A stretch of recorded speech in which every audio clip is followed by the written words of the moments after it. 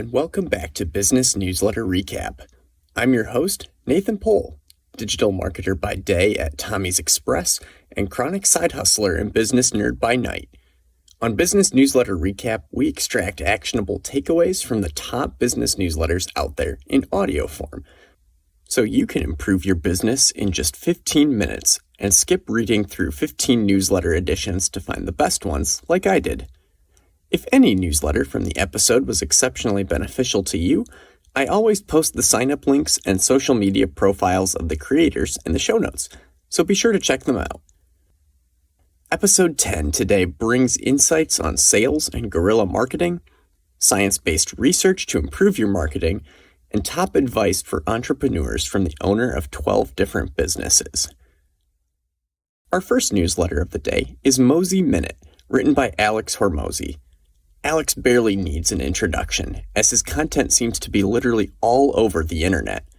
He founded Gym Launch and sold it, then started Acquisition.com, where he invests in a multitude of companies and produces an insane volume of business content. His podcasts, newsletter, and books are hyper-practical for helping you make more money, and I'm excited to showcase a couple of them in today's episode. In my opinion, Alex's strengths are sales and marketing, and since his newsletter is pretty short and succinct, we've got one from each category to share today. The first is a marketing tactic that you'll really want to pay attention to if you have a brick-and-mortar business. It's what Alex calls the sign-in-the-way hack. In his gyms, he has placed simple A-frame signs right inside the door or right in the middle of a common walkway in the gym. His goal is to physically disrupt someone's path and force them to look at it. On the sign, he'll write an offer for an upsell or for a class or something that his gym offers.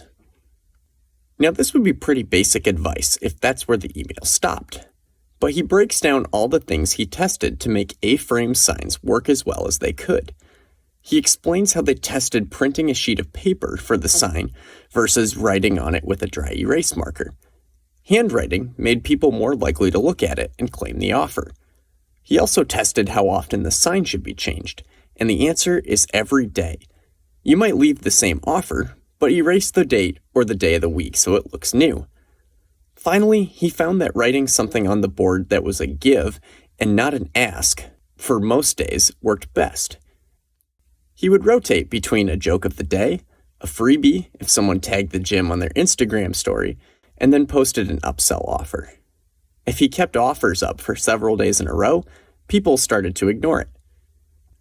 This is great data-backed advice for physical locations, but it got me thinking how you can politely interrupt customers to give them an important message in online businesses. Pop-ups on an e-commerce website are great ways to advertise discounts or promotions, but at this point, every e-commerce store does that, so people come to expect it. The biggest opportunity I see is having a section of your email newsletter or social media feed where you can add fun freebies or funny content that people will get in the habit of reading, and then occasionally switching it with a promotion or upsell. I've seen some local journalism type newsletters do this, such as the Calder News for those in Grand Rapids, but the opportunity to mix it into a brand email newsletter is there too. Alex's second newsletter focuses on sales and highlights a tactic he teaches to countless sales teams across his portfolio companies. It's called BAMFAM, which stands for Book a Meeting from a Meeting. Alex noticed at one of his companies that there was a huge drop-off in their sales funnel from the first meeting to the second. So he borrowed a concept from Sharan Srivatsa to make sure that prospects never entered no man's land. Booking a meeting from a meeting ensures that sales follow-ups don't get left to chance. Offering to send a proposal in a few days? Offer a meeting to go over it at the end of the week. Not only does it give you a deadline to make sure the proposal gets done, it also avoids the awkward couple of days of back and forth, follow-ups, and then just plain old forgetfulness. Having a set meeting on the calendar usually means that the worst-case scenario is you get to know faster, or the other party feels obligated to reschedule the call, but there is still the obligation to have one in the first place. If you have a longer sales cycle that includes a lot of meetings to close, I challenge you to implement this approach and see how it improves your close times.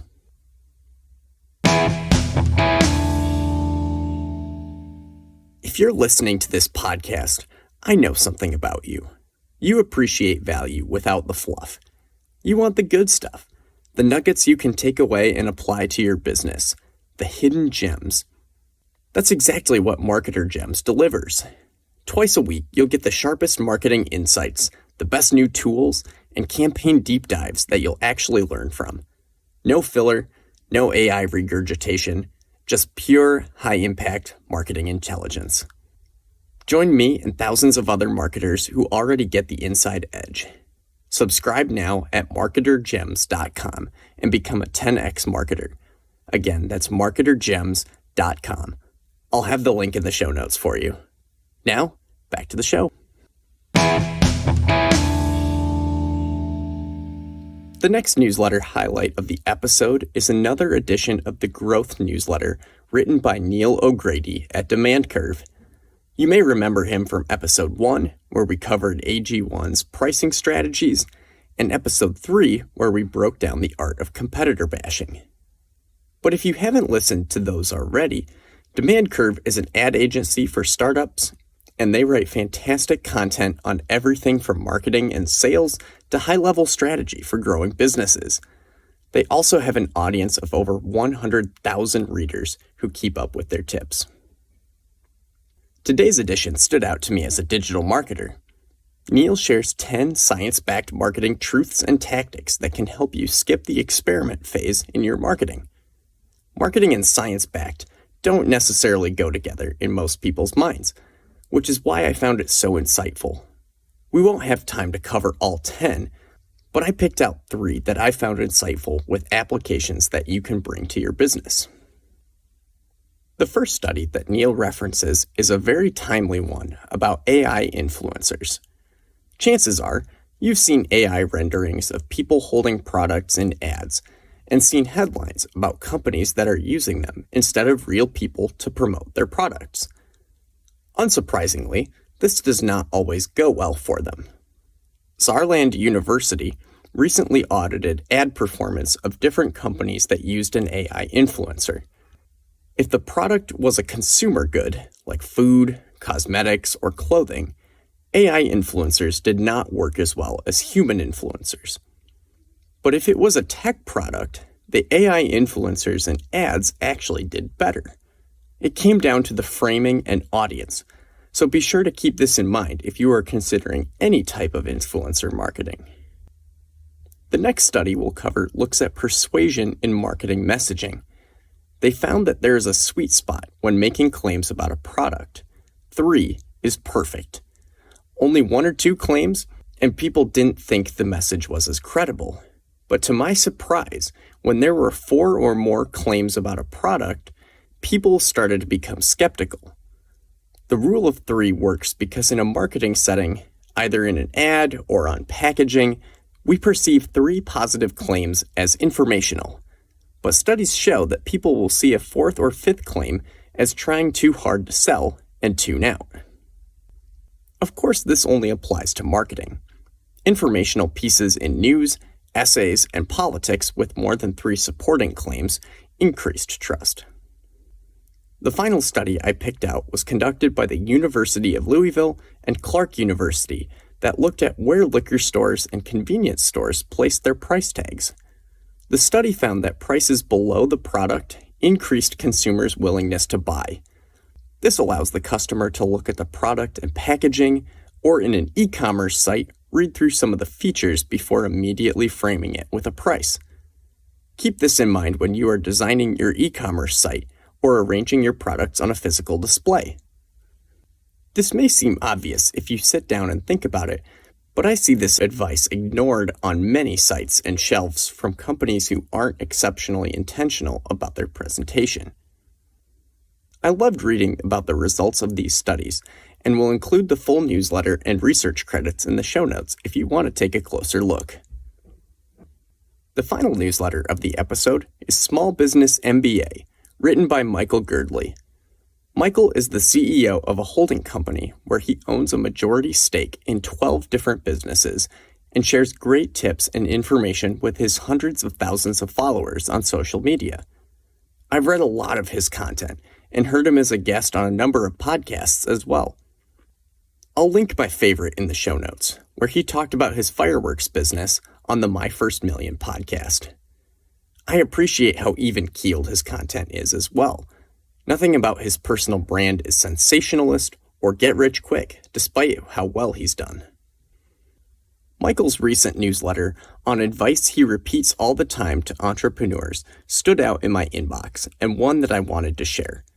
His list is one where I kept nodding my head, and several of them I've heard repeated by multiple other successful business leaders. The first piece of advice he gives is to sell painkillers, not vitamins. Painkillers solve a customer's pain point, while vitamins merely optimize something they already have. A Toyota Camry solves the pain point of someone needing to get to work and get good gas mileage. A Lexus is a vitamin that technically still gets you from A to B, but it is more of a status symbol. For a company, a CRM like HubSpot solves the pain point of having customer information scattered everywhere. An outreach tool to those customers like Phantom Buster is a vitamin that simply makes a salesperson's day a little bit more efficient. When money is tight, customers don't buy a Lexus, and businesses cut the Phantom Buster subscription. Michael's point here is to choose the products or services you sell wisely. The more painful the problem you solve, the more money you make. But you will hear this advice from others as well, including marketing guru Caitlin Burgoyne. She preaches to anyone who will listen on the internet to incorporate pain language into your marketing messaging. Questions like, water leaking through your foundation for a basement contractor, or need a world-class website but aren't a developer, for a tool like Webflow, highlight the pain potential customers have and can get them to pay attention because they feel like their issue is relatable. Be sure to audit your own marketing messaging to make sure you are highlighting your customers' pain enough to attract their attention. The next piece of advice that Michael gives most often is to raise prices. Now, he doesn't just say that for the sake of making things more expensive. His point is to charge based on the value your product or service is worth, and not based on what price will be least annoying to your customers. This mindset shift is hard for people pleasers like me, and I've definitely fallen into the trap of charging too little before. Not charging enough or running extremely thin margins is just not sustainable for a business. You need margin to be able to market and grow your business, handle unexpected costs, and be able to hire team members so you don't have to do everything. None of that is possible when you consistently undercharge. The last piece of advice that I highlighted was finding a couple of customers first before launching a new business or product offering. If you can't find 5 people to put a deposit down on a product or service, it's probably not a compelling product, or you don't have enough of a network to sell it right out of the gate. Especially for entrepreneurs starting a business on the side of their 9-to-5, getting the first few customers is crucial to validating the idea. This is also a key point in Noah Kagan's book, $1 Million Weekend, which I would highly recommend. It only takes about 5 hours on Spotify as an audiobook. He stresses that when starting a business, you actually need sales before you even have a product or service ready. He told a story about a workshop he did where he worked with attendants to launch a beef jerky business in one weekend. He spun up a simple landing page and got people to pre-order premium beef jerky before he even had any supplier connections. The point isn't to figure the product out, it's to figure out if people even care about it. In this case, they did. He got enough sales to then start making calls to suppliers to help create the brand. I think I personally get hung up on this advice since I instantly start thinking about how the product will work and if it will live up to expectations. But Noah does remind everybody that if the product isn't feasible, you can always just refund people. You might be out the time and a little bit of money, but there's no shame in canceling and refunding a pre-order. I followed this approach for this podcast, trying to find a handful of people who would listen before I actually launched, myself included. For me, it's a little different since my product is the show, but the monetization comes from advertisers. But I was able to line up my listeners before I launched and got some validation on early episodes to keep going, and the sponsors have come as a result of having a product that's attracting an audience. Since reading Michael's advice, I've seen so many examples of pre-orders from other businesses on LinkedIn and on podcasts that I don't even have time to list all of them. So I challenge you to keep an eye out for this method of launching a business or a new offering in your day-to-day. Like I mentioned at the beginning of the episode, you can find sign-up links and more information about Alex Hormozi, Neal O'Grady, and Michael Girdley in the show notes. And if you liked this episode, send it to the business nerd in your life and check out our earlier episodes as well. I'm always looking for feedback, so if you have comments or suggestions, my contact information is in the show notes, and I would love to hear from you. And finally, if you enjoyed the episode, it is 100% free to leave a review on whatever platform you are listening to right now. I would greatly appreciate it. Thanks for listening, and we'll see you next time on Business Newsletter Recap.